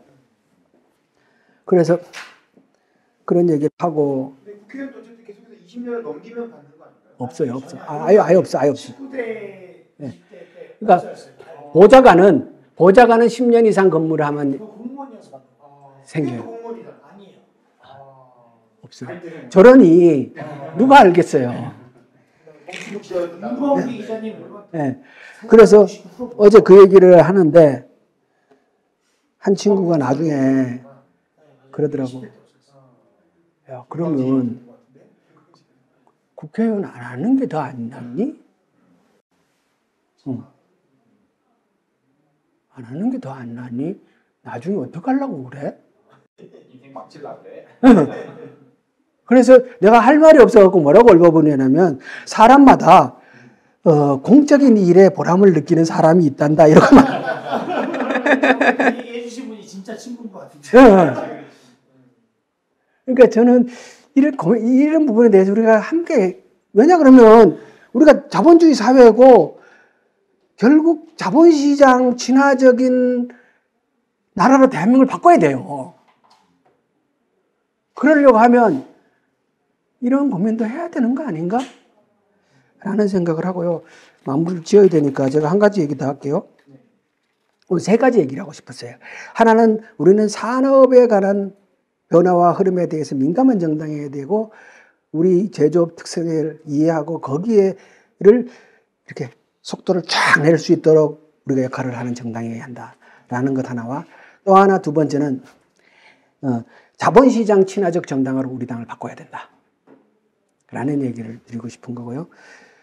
또 하나는 딜을 할 줄 알아야 된다. 정치의 본질은 자원의 분배와 사회통합이잖아요. 대한민국이 선진국이 되었다라는 뜻은 이미 이 사회의 주요 구성원들이 여기까지 오는 과정에 다 역할을 했다라는 거예요. 그게 보수든 진보든. 그리고 그게 보수든 진보든 가치적인 측면에서나 물적인 측면에서나 자기 토대를 이미 갖고 있다는 거예요.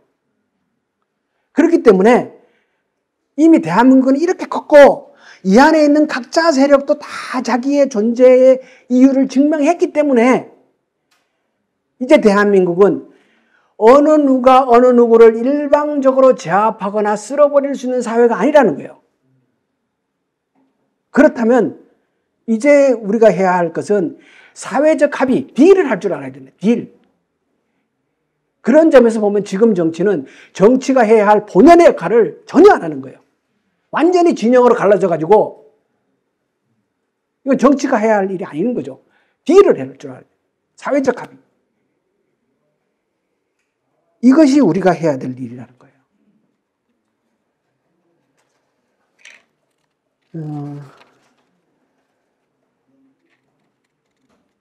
그런 점에서요. 최근에 양곡관리법 관련해서 말씀드리면 저는 민주당에게 참 아쉬워요. 양곡관리법을 대통령이 거부권을 행사했지 않습니까? 그런데 국민들은 양곡관리법의 통과에 더 우호적이었잖아요. 여론조사가.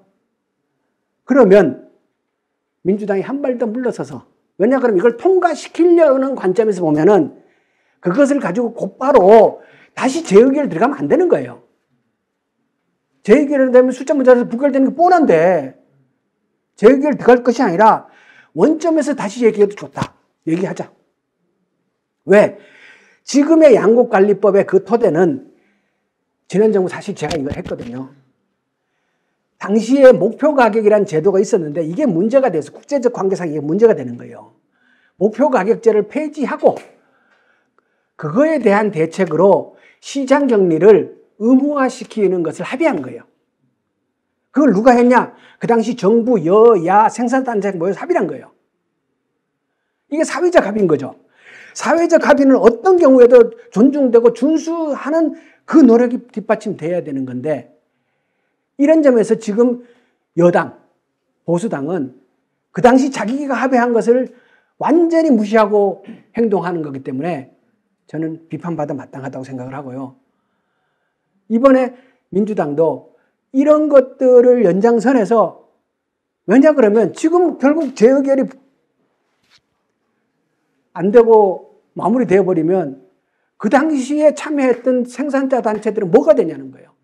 합의에 참여했던. 우리를 믿고 사회적 합의에 참여했던 그 사람들은 뭐가 되냐는 거예요. 그래서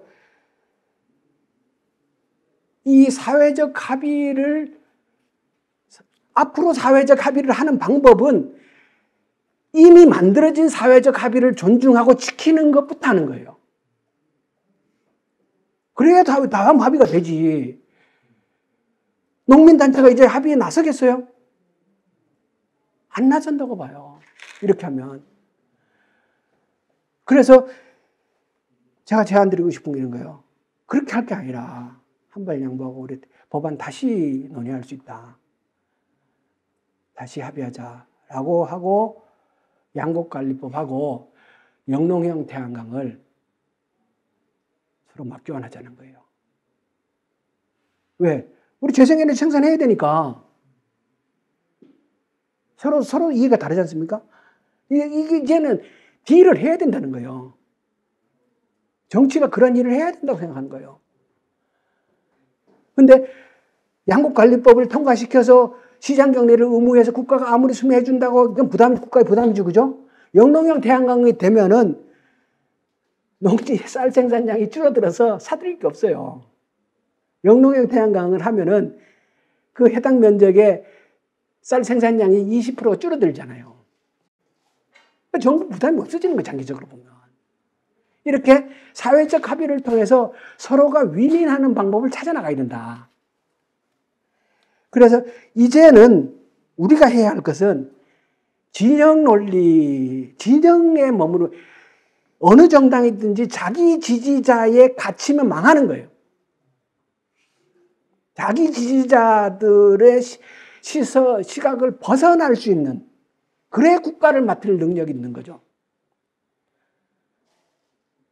그렇게 해서 딜을 할 수 있는, 보수가 옳고 진보가 옳고 그거 아니라 이제는 우리 사회에 보수도 진보도 자기의 존재 이유를 다 증명했으니까 대한민국 선진국이 됐다고 받아들여야 되는 거죠. 그렇게 본다면 우리 민주당이 뭘 잘못했냐 그러면 21대 180석을 확보한 그때라도 적폐청산 구호는 내렸어야 되는 거예요. 대통령 우리가 당선시켜 국회 180석을 얻어 그래 놓고 적폐청산 하겠다고 하면 그럼 상대는 어떻게 되는 거예요? 그때라도 최소한 그때라도 민주당은 이제 대통합을 얘기해야 되는 거예요. 우리 국민들, 저는 그렇게 봐요. 우리 국민들은 통합을 얘기하는, 대통합을 실현하는, 사회적인 합의를 하면서 실제로 뭔가를 바꿔나가는 정당, 정치인들의 출현을 기다리고 있다고 생각해요. 근데 민주당은 180석을 확보하고 나서도 적폐청산이라는 구호를 내려놓지 않았고 선별전에 들어가니까 그럼 당연히 상대는 성속으로 들어가죠. 그럼 공성전을 해야 되지 않습니까? 그러면 병력이 10배 이상이 들어요. 공성전을 하면은 그 성을 뺏는 경우도 있지만 그 과정에서 아군 피해는 어마어마한 거거든요. 공성전이라는 그런 거지 않습니까? 소수를 선멸시키고자 할 때는 반드시 그 공성전의 절차를 거쳐야 돼. 이건 병법에도 안 맞는 거예요. 그래서 우리 민주당은 대통합을, 화합과 통합이라는 구호를 전면에 걸어야 할 시점을 놓침으로써 정말 정치에 기여할 수 있는 기회를 놓쳤다. 그러다가 정권도 뺏겼다. 이렇게 생각을 하는 거고요. 그런 점에서 똑같아요. 지금 윤석열 대통령이 피의자와 마주할 수 없다. 똑같은 수준입니다. 자기 헌정주의자라며. 헌정주의자면 무죄 추정의 원칙은 어디다 갖다 빼리고 앉고 싶으면 얼마든지 앉을 이유를 만들 수 있는 거죠. 앉기 싫으니까 안 하는 거지. 자, 이제 끝으로 한 가지 얘기만 더 하고 마무리 지을게요. 제가 매해 꼬박꼬박 보는 보고서가요. 삼성의 지속가능 경영보고서입니다. 제가 이 경영보고서를 본 지는 20년도 더 됐어요. 농사짓는 촌부로 살 때도 제가 이걸 봤어요. 심심해서. 세상이 어떻게 돌아가는지를 알고 싶어서. 그래서 저는 우리가 청년 세대를 위하는 길은 청년을 등용하고 청년을 왜 뭐 주겠다 이게 아니고 우리의 삶 속에서 많은 시간을 미래를 고민하는 데 쓰는 거라고 생각해요. 우리의 관심과 우리의 역량들을 우리 미래, 대한민국의 미래에 집중하는 것이 진정으로 청년 세대를 위하는 길이라고 생각을 해요. 그런 점에서 세상의 변화를 이루는데 가장 빠른 방법은 기업의 움직임을 보는 것이고요.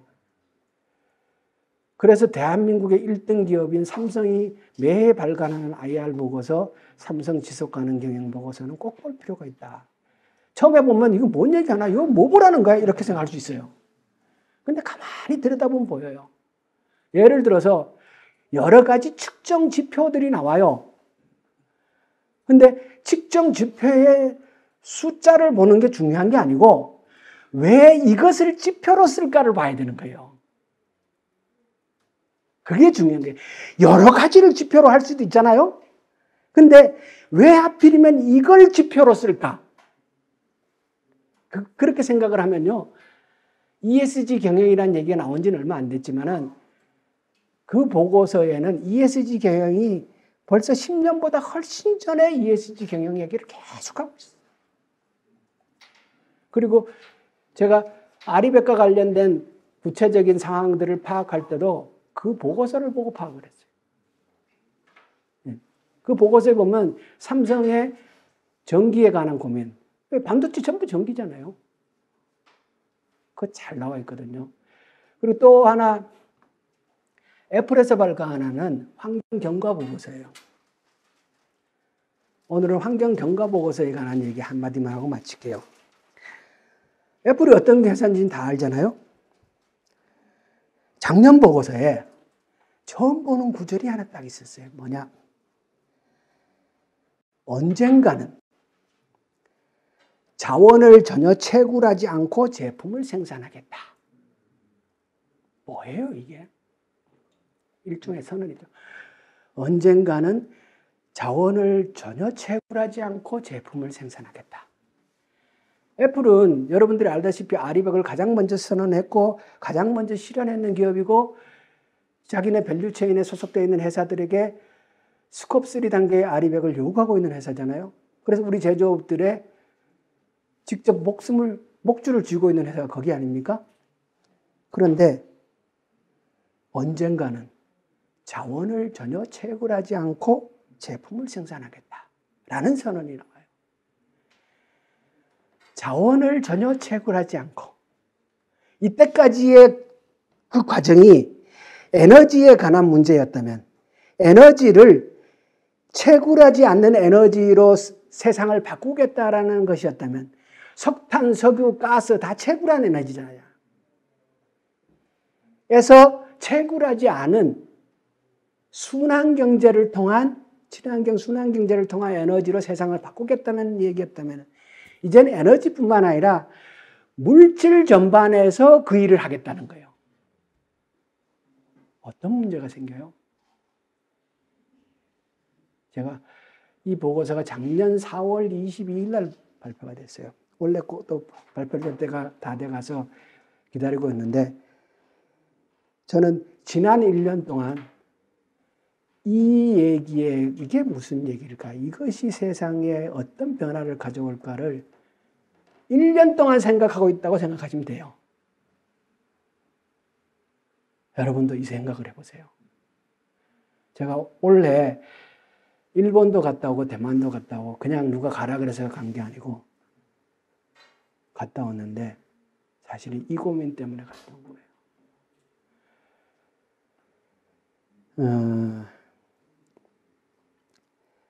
미국의 국가연구과제가 반도체와 배터리가 큰 비중을 차지했었는데 지금은 국가연구과제의 가장 큰 비중을 차지하는 게 환경공학이라는 거예요.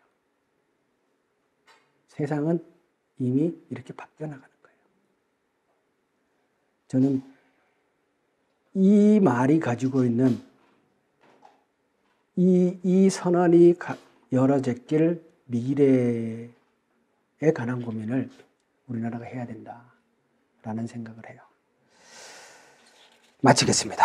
고맙습니다. 네, 예. 제가 오늘 제 의정활동의 경험 등을 갖고 그때 얘기도 많이 하고 했습니다만, 지금 제가 가지고 있는 생각을 그때도 갖고 있었으면 저의 의정활동도 많이 바뀌었겠죠. 제가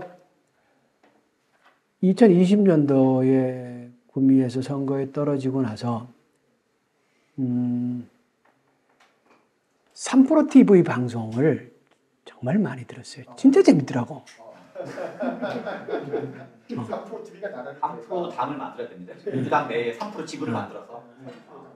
그래갖고 지금도 그 3프로 TV 전부 다를 듣지는 못하지만 그 언더스탠딩 1프로 TV는 거의 안 빼놓고 들어요. 이주광 변호사님 나오시네요. 네. 저도 한 번 앉아 있다는. 찾아보겠습니다. 그래서 결국 우리는 우리가 해야 할 일에 관한 고민도 많이 해야 되고 공부도 해야 되고 그런 시간을 평소에 많이 보내야 생각이 깊어진다 이런 생각을 하고요. 그래서 저한테 3프로 TV 방송이 굉장히 도움이 됐다는 말씀과 오늘 강의는 제가 한 번도 해본 적이 없는 내용의 강의예요. 처음.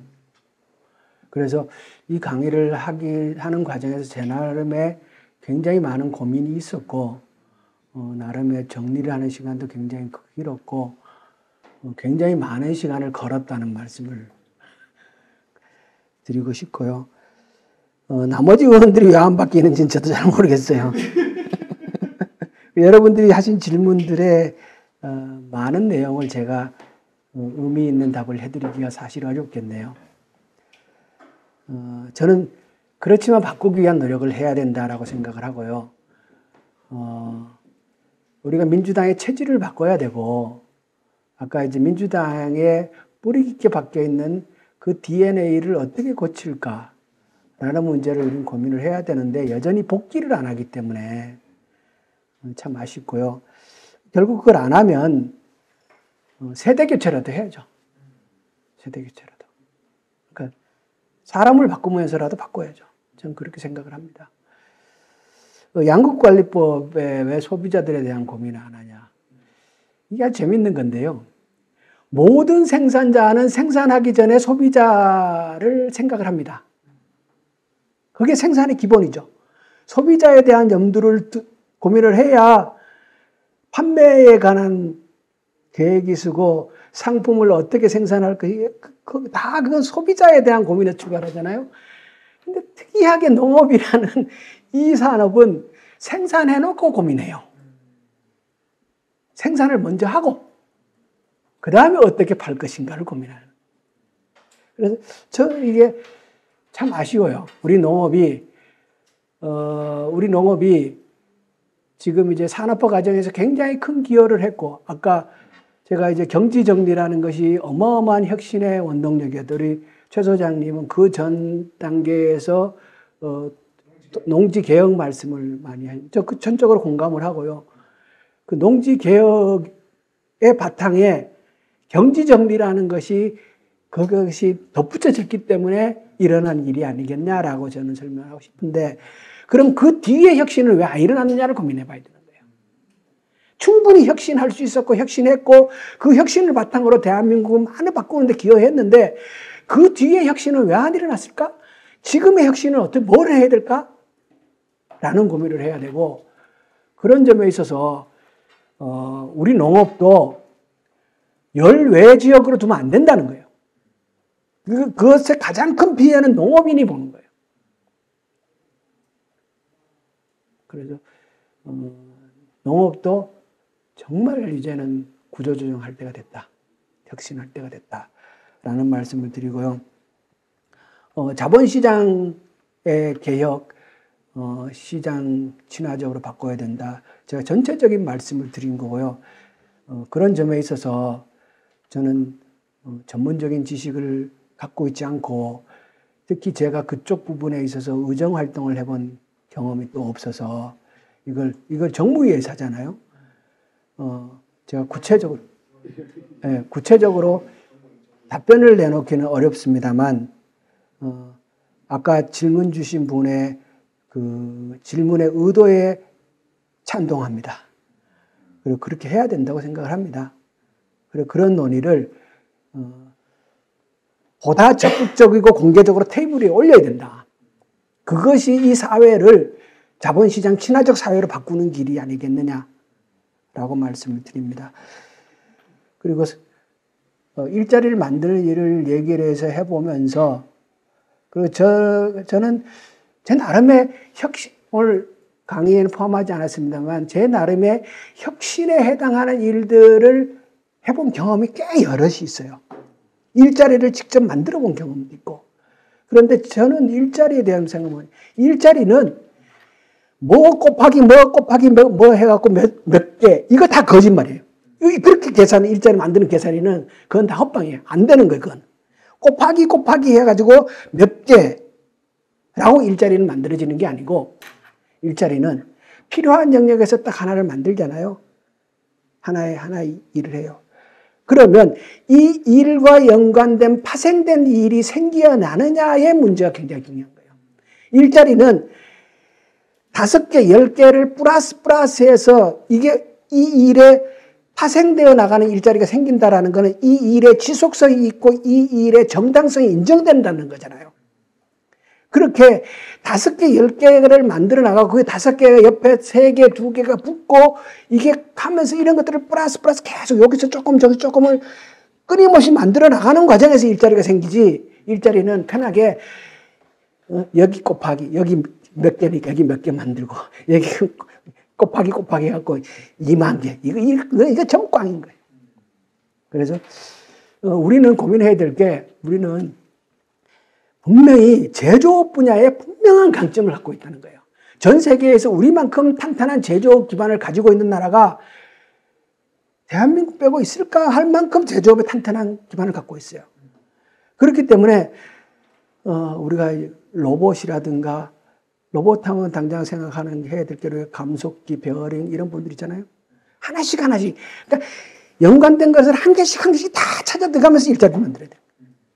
그렇게 하면 우리가 만들어낼 수 있는 일자리라는 것은 그런 방식으로 하면 충분히 가능하지 않겠는가라는 말씀을 드리고 싶고요. 중임금 노동자 중산계층에 대한 정책. 저는 오늘 제 얘기가 아주 한쪽의 얘기를 한 거예요. 우리 지금 사회가 복지 정책을 더 열심히 해야 되잖아요. 그럼으로 인해서 우리 사회가 가질 수 있는 장점 굉장히 많잖아요. 전 그걸 부정하는 게 아니고 그건 그렇게 해나가되 제가 생각하는 분야 사람은 한 사람이 어떻게 다 알겠어요. 좀 자기의 문제의식을 어느 분야에서 관철시키고 그걸 하기 위해서 모든 역량을 집중하고 있는 사람들이 모여서 대한민국을 이끌어 나가는 거죠. 각 분야를 책임지면서. 저는 그런 측면에서 제 얘기는 이건 전체적인 얘기를 드린 것이 아니다. 아주 그 부분에 우리가 관심 갖고 해야 될 그러나 중요하다고 생각하는 걸 말씀드린 거고요. 저는 노동 정책에 대해서 잘 몰라요. 솔직히 말씀드리면 평생 농사 지은 사람이 노동정책을 어떻게 알겠습니까? 그래서 중임금 노동자, 중상기 이 부분에 대해서 중임금 노동자를 위한 정책에 대한 평가나 제가 말씀을 드릴 능력이 저한테 없습니다. 죄송하게 생각을 합니다. 예, 마치겠습니다. 네, 감사합니다.